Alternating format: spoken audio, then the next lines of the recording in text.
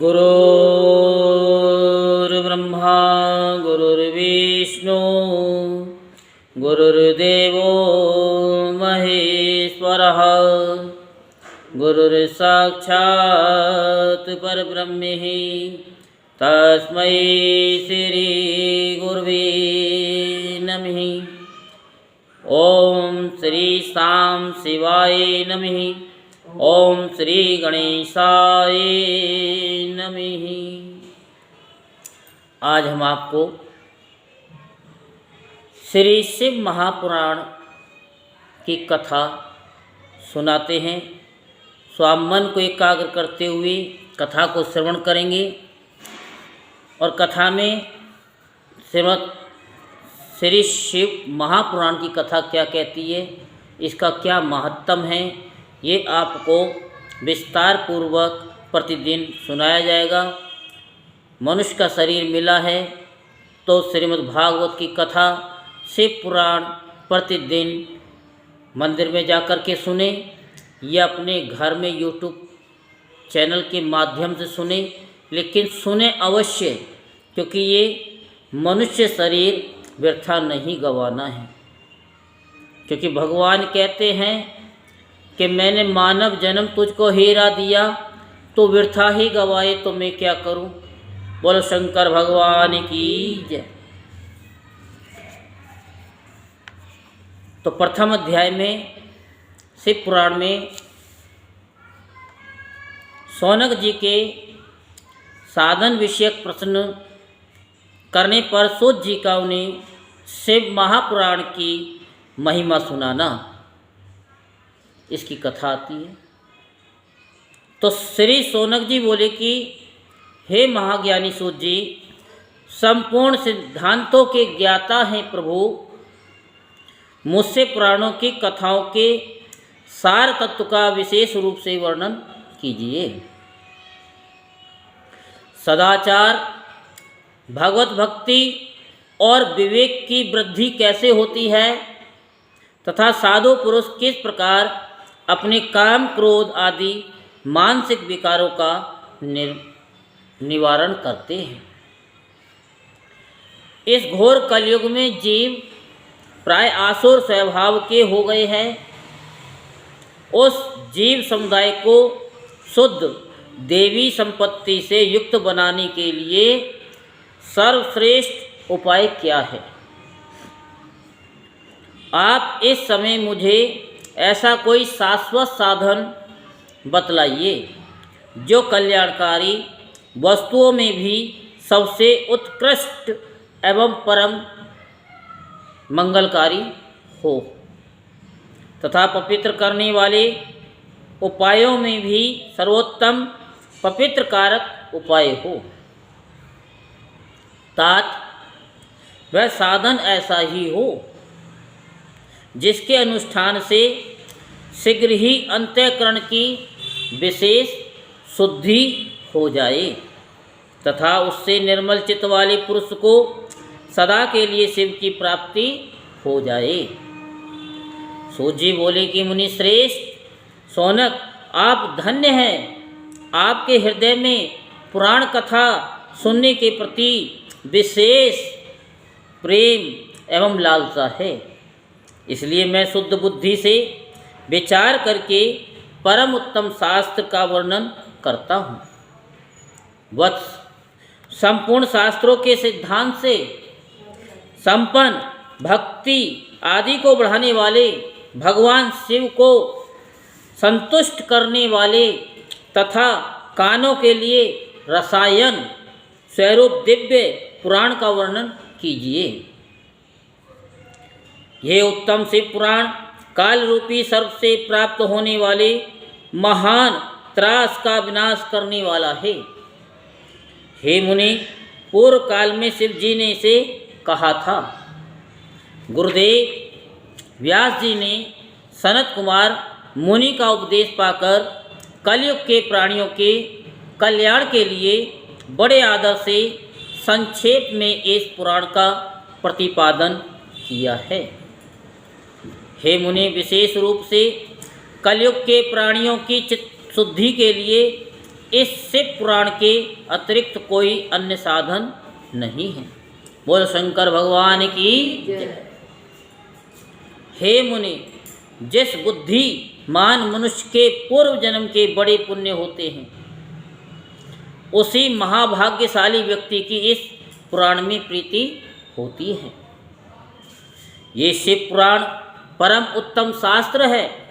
इसे इस भूतल पर भगवान शिव का वांगम में वाम स्वरूप समझना चाहिए और सब प्रकार से इसका सेवन करना चाहिए।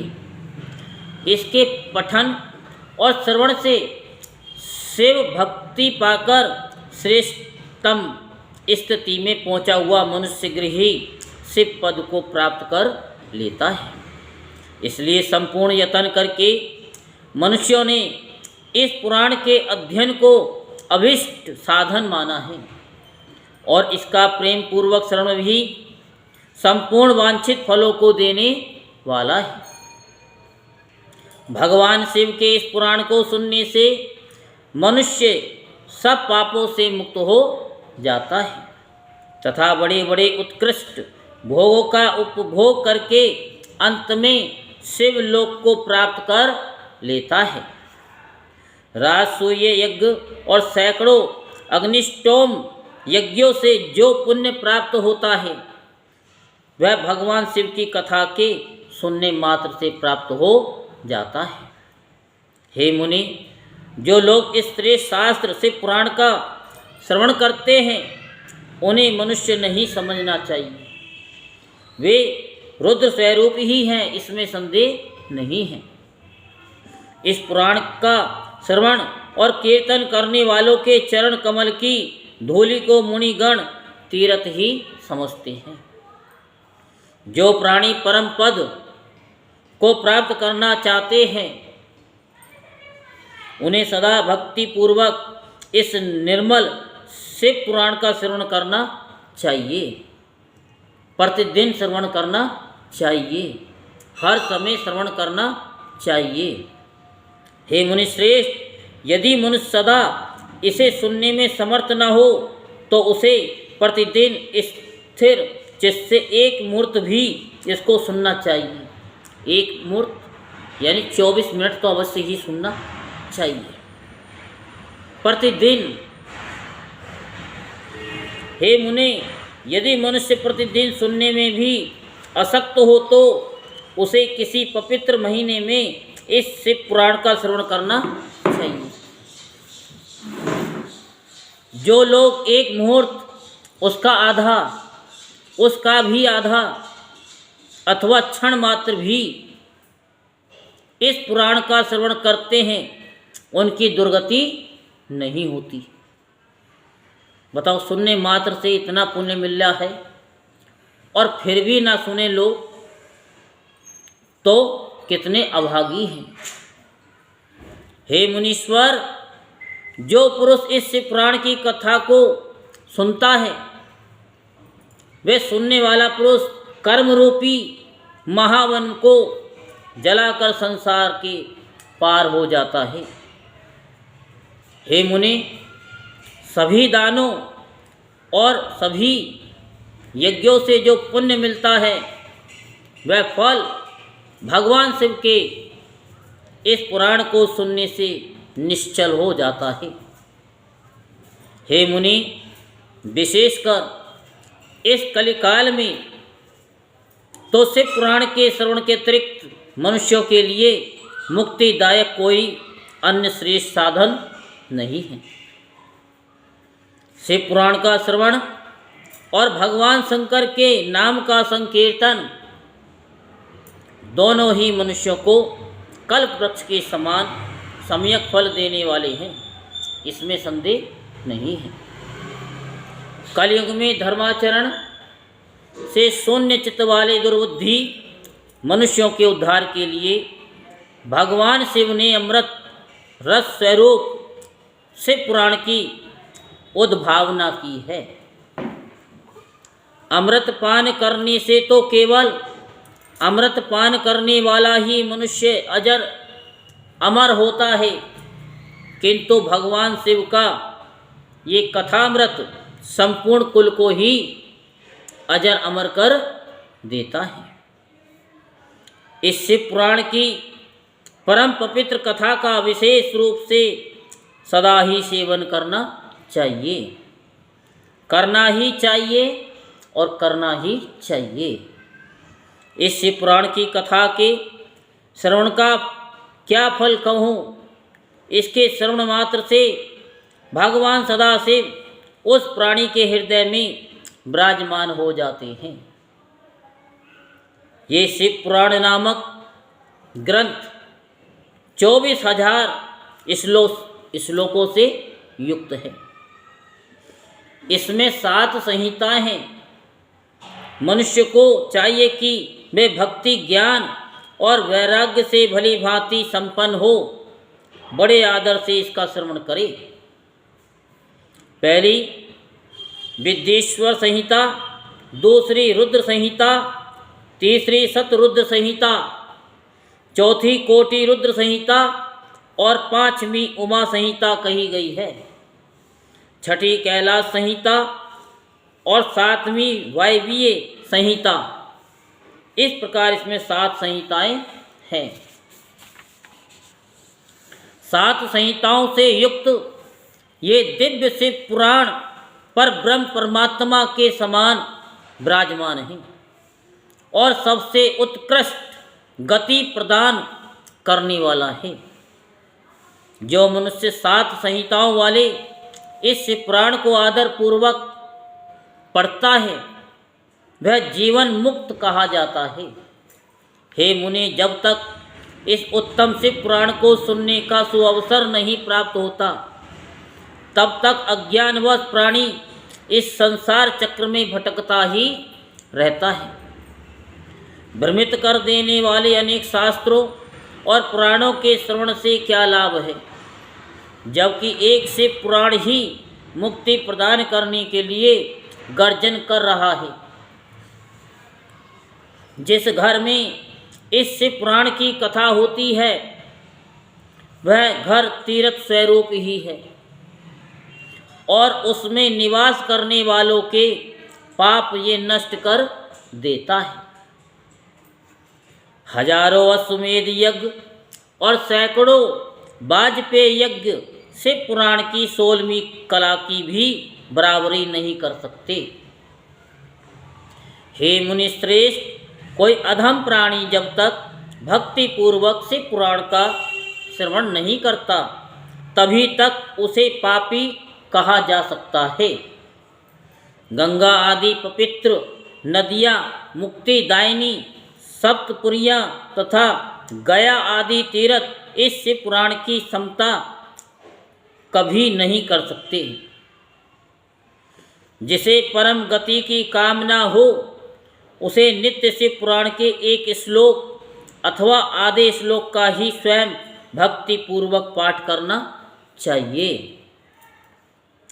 जो निरंतर अर्थानुसंधान पूर्वक इस शिव पुराण को बाँचता है अथवा नित्य प्रेम पूर्वक इसका पाठ मात्र करता है वह पुण्यात्मा है, इसमें संशय नहीं है।